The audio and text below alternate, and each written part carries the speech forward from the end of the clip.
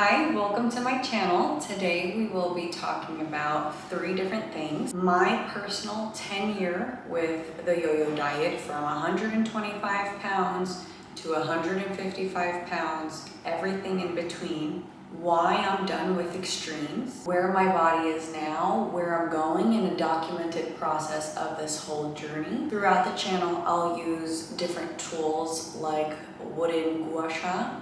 I'll use different products, I'll have different things to share that have helped me. It's not about a dramatic transformation as it is consistency, and especially being 10 years younger, the intensity levels that you can bring at an early age, not burn out, or the amount of calories that it takes to keep that energy up, especially at that age, and the fact that at 20, your body is different at 30, and it will retain and respond differently. So the intensity that you bring, of course, mending it with everyday life. You're not a college student anymore.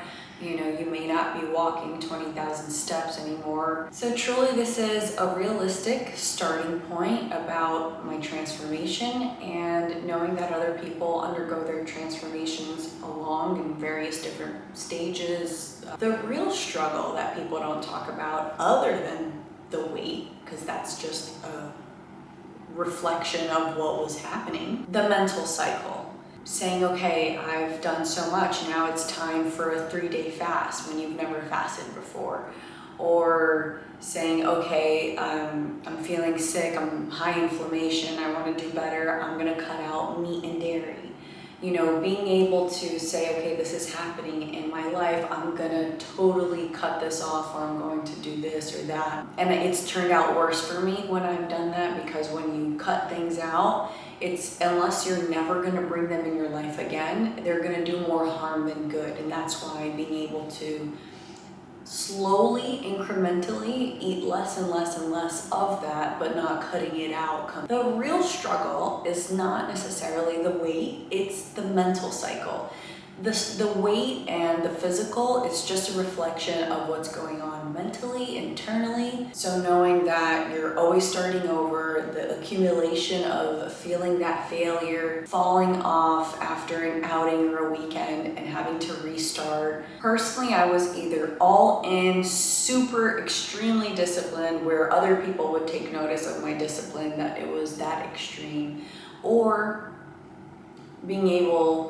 doing nothing at all, eating out 7 times a week and not being aware, or just not being tapped into that awareness as to what's going on and how this will accumulate into bad habits, not only bad weight. Why I'm done with extremes is because you're either all in or nothing. So why building her daily? What does a daily builder even mean? A daily builder focuses on small, repeatable, sustainable habits with low intensity. So it's not motivation, it's not punishment, it's consistency, and it's small improvements built over time that almost at the end of the journey feels like a very normal day to you. Meanwhile, before, you started putting little small steps along the way that allow you to progress. And personally, living in a sunshine state, I want to have a body year-round that I'm not running away from, or running to the next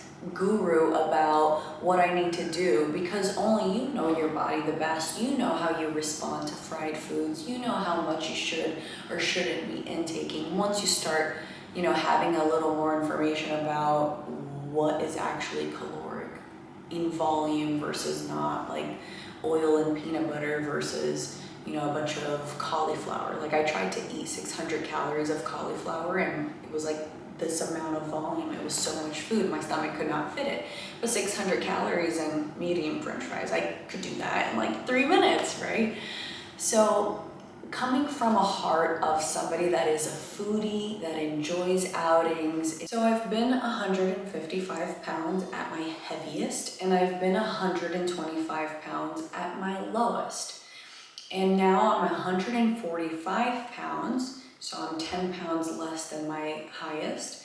and I'm on my track to go to my smallest. And that's not to say this is a before and an after later. I'm not shaming my current body. You know, you have to be positive with yourself to get to anywhere that you want to go. I'm just saying this is my starting point, and this is where I want to start documenting. So 10 down from the highest, and there's still more to go. And I want to document that phase to show you guys that instead of intense and extreme things, to get a sustainable lifestyle, that you feel good about everything that you put on, you feel good in a bikini, you know, you feel good going out with friends and indulging and enjoying, because you know that 80-20, you know, 80% of the time you're really focused and aware of what needs to be done to live healthily, nutritiously, give your body what it needs, and then 20% enjoying life's fruits, you know, all of the different things that could make you and bring you joy, going out with friends, being able to travel, experience different culinaries and things. So like I mentioned with extremes and cutting things out, this time around I'm not saying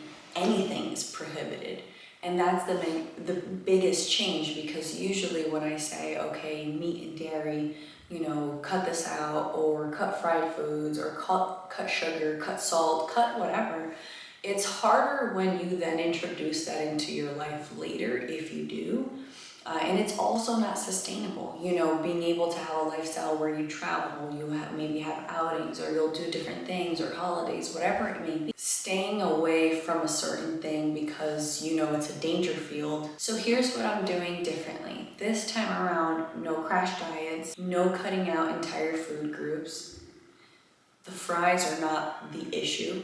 Of course, it's the amount of fries, it's what you do throughout the entire time. It's not like, it's no 75 hard intensity, and I personally haven't done that. But that did pique my interest a few years ago and when I was younger, because of that energy level. But at this phase in my life, I'm not looking for intensity and increasing, you know, output, because that also increases input. So I think at this phase, it's more about maintaining, sustaining. Of course, I'm going to be dropping the weight, but it's maintaining a sustainable life long. Regardless, I'm building habits that I can keep at 155, 135, 125.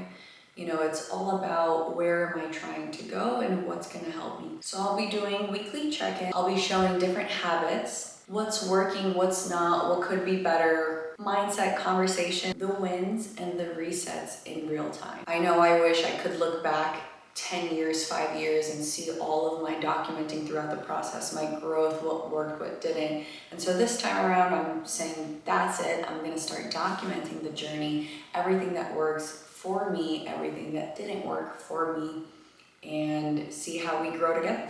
As it stands, I've tried almost everything, so here's me trying a sustainable, small win stacking habits. Over the last 10 years, I can say I basically tried everything. I'm one of those.